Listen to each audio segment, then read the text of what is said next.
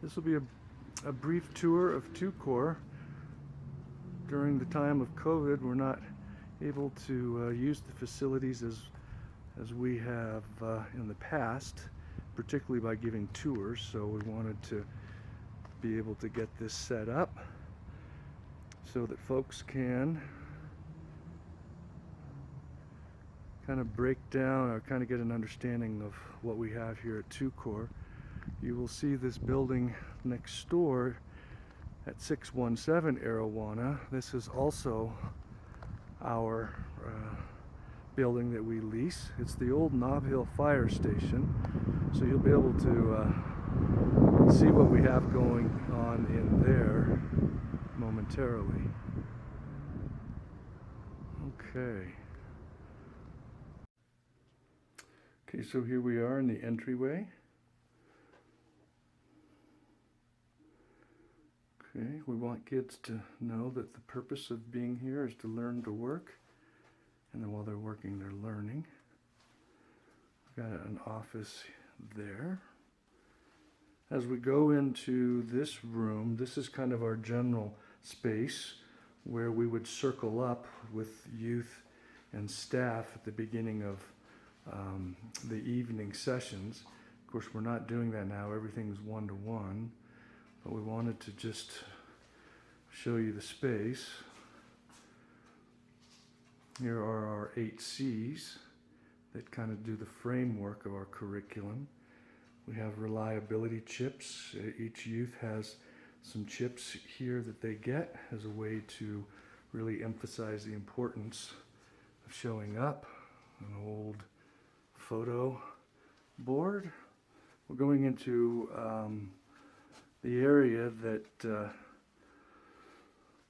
well, it's been redone nicely here. We've got carpeted and area. There's our conference room. You'll notice we have plenty of windows throughout this building because this is for, we have multiple classes going on. We want to make sure that everybody is safe. So here is our computer lab, where the focus is to learn iMovies, mainly to tell their story as a way to express themselves.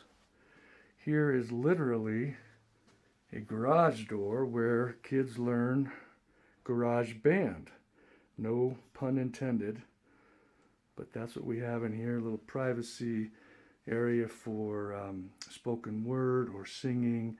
Again, self-expression as a part of the youth's process, and being trauma informed is to give kids choices as well as opportunities to express themselves. Okay, we move through, keep going, and here you can see we have built a lot into this old warehouse. None of these walls were here. This is our clay lab, where the main focus here to start with is to build or create a whistle out of clay. And here's the reasons why the whistle won't work as a way to explain and to problem solve, with the goal being mostly to raise the window of tolerance for our kids. Here's some more. You can see there's a common theme with those whistles. And then, of course, you can make an animal as well. All right, moving right along. We're going to go next door in the bike lab. Got another office space here. Just to kind of give you, there's a bathroom and an office there.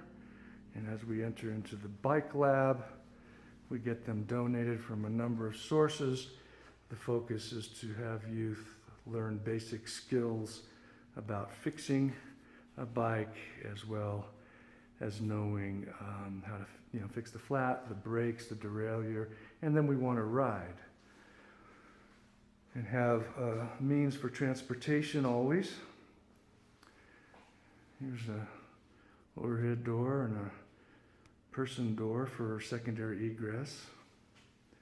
What's important about the bikes is that it stimulates proprioception and vestibular senses, balance and awareness of self and space. how fast they move, how slow you move, which is a major part that gets damaged in childhood maltreatment that impacts the cerebellum vermis. And that's where dopamine and norepinephrine are, so that's why they think that that's my messy desk. That's why they're saying that, that's why the damage of the cerebellum vermis is possibly the birthplace of addiction and mental illness. So we're going into the wood shop. All right, now we'll take a quick tour to this room is where we started doing some growing, and we're kind of in the middle of changing purposes here. But an exterior door. So we go to the wood shop. Little library. I'll show you this. So each youth gets to make a cutting board. We get the wood donated from an urn manufacturer here in town. So we get exotic woods. Here's using some of the extra wood for making coasters. Step back here. Here's some of the examples of the work that the kids have done. We ask them to give it to someone they love, and that way they learn to have an impact on others in a positive way. So this is another view, and there's a air filtration system. There's the extra wood. We're going to go out to the back now of the 625 Arawana Street. Okay. What we've learned being on Arawana Street is we're in a gated community. We've lost batteries and that sort of thing, but for the most part have not had too many problems. So here are our vehicles. We've determined that the best way to have programming is to make sure kids get there.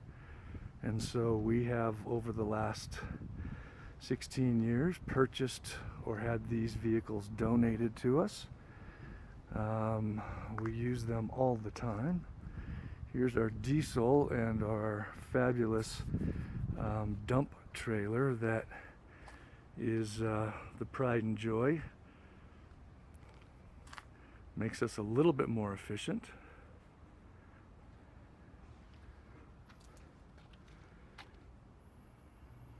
Okay. Storage shed. Trailers, vehicles. So we have 3 trucks, 3 trailers, and a snow plow. You see, we're doing some, many of our jobs where we're cutting down wood, we'll take that wood, split it, and sell it for, as a cord or more. So here's the back side of 625. Another shed. Stairs to now 617. Here are some of the less valuable bikes, but we keep for parts. But as I said before, we're a little bit overwhelmed with them right now. So here we go. We're going to go up these stairs. So there is another one of our vehicles, a little Honda Fit. Got a new fence. Here's the Nob Hill Fire Station. Here's a 24-foot hydraulic climbing tower with 4 different levels of difficulty on the routes. 2 are human belay systems, and 2 of the routes are automatic belay system. Again, thinking about proprioception and vestibular senses that we know get kids a little bit of a legal rush, but we also know that they're working on stimulating that part of their brain as well. So, what we'd like to do here actually is show you. Here's our raised garden beds. We have a master gardener working at 2Core. Here's our greenhouse that this is our second greenhouse. Our first one was destroyed in the bomb cyclone. We got a little bit more, really a beautiful floor. Right now we have perennials that we're growing that we're going to end up planting outside along the fence line on the east side, up against that fence, and we'll do some bushes as well. But so the youth are learning to grow. Got a sprinkler system built into it. Some of the kids, even though they like growing it, they still don't like to eat lettuce or peppers. They have strawberries, they love those. Fire pit, always need to have fire pit. The picnic tables were built by the kids with the idea that this would be a great space to have kind of performances or from my perspective, a little opportunity to have some fundraisers here. So we built this stage as well. This backdrop is the building next door. We have the opportunity to do a mural, which was really nice of them. Here is our archery range. We've checked with police, we've checked with the kids on probation to make sure that they are able to do this without getting in trouble. Purpose of the archery range, besides just kind of fun, I mean, how else would you use that space, the narrow space? But the other piece is that it helps with grounding and a little bit of awareness of posture, breathing.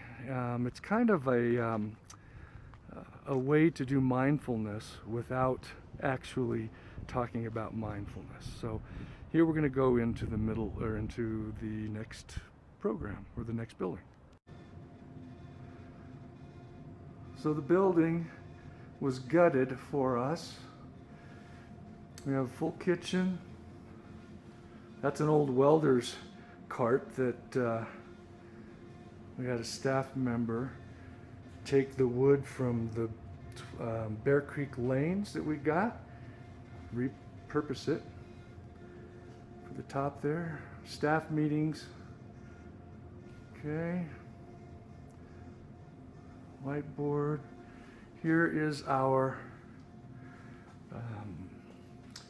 therapy room for using clay and expressive arts. We have two pottery wheels that we got with some grant money. Okay, we have this nice stainless steel table where kids can make messes. I want to show you wax and caustics. While the pottery wheel is pretty sensitive and not very forgiving, wax and caustics is just the opposite. Good friend of the organization showed us how to do that. And so with heated wax. So this is not getting as much use as it used to. As our clinical art therapist person left in January. So as we keep going, because it was an old fire station, there are two bathrooms, one with a shower. We had all of these offices built in. Here's a small one. Here's a little bit bigger therapy office. Didn't want to bore you too much by going into every single room, but here is another therapy office. What we had looked into as well is to have a small RCCF because it meets a lot of the necessary specs. This is a multi-purpose room. We've had some drumming. Unfortunately, during COVID-19, it's become more of a storage center. That looks like the bowling alley, doesn't it? It goes to the front of the building. We have this cool map because we want the kids to be able to start to understand where they live in relation to TwoCore, and we do a lot of backing into the time to get to work and all the various personal approach, personal things you do in the morning. What time, how much time does it take to get ready? How much time does it take to eat and get to work, and hygiene, all that. And this is our bouldering wall. We have it set so we can change. We can go back in there. There's a little space behind where we can change the routes if need be. We also do some movement and mindfulness there. Inside the lockers, we've got shoes. It's also where we store the bow and arrow.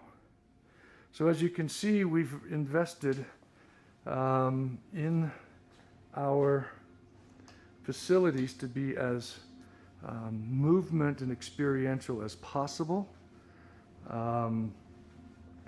We certainly believe in the science with, in particular, Bruce Perry's neurosequential model. So what we're doing there is constantly what we look at. As I walk back outside, we want to create a space and an opportunity for kids to have multiple kinds of sensory stimulation, so that that's the first function of the brain, according to Bruce Perry, other than the beginning being the kind of the control room, if you will, for organs and stuff. But then the first function is sensory integration, the second is self-regulation, the third is cognitions, and the fourth is relationships. Actually, I take that back. First is sensory integration, second is self-regulation, third relationships, fourth is cognitions. So we try to take that serious and make what we do both practical and have a neurological stimulating purpose as well. So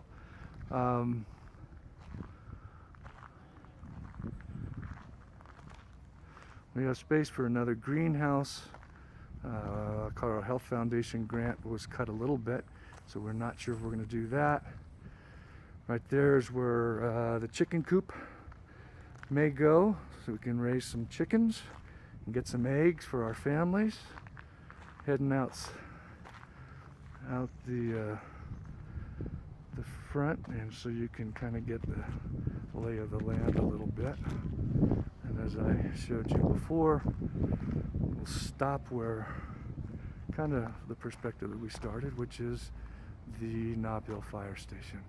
So hopefully this gives you an idea of what we can do with these facilities and the investment we've made, but also just how we can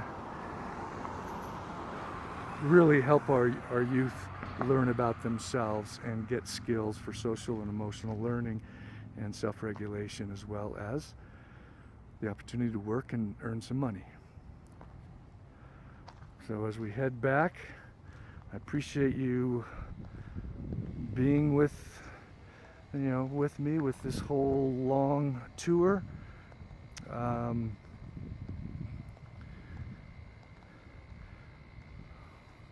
I look forward to whatever conversations might happen in the near future. Take care.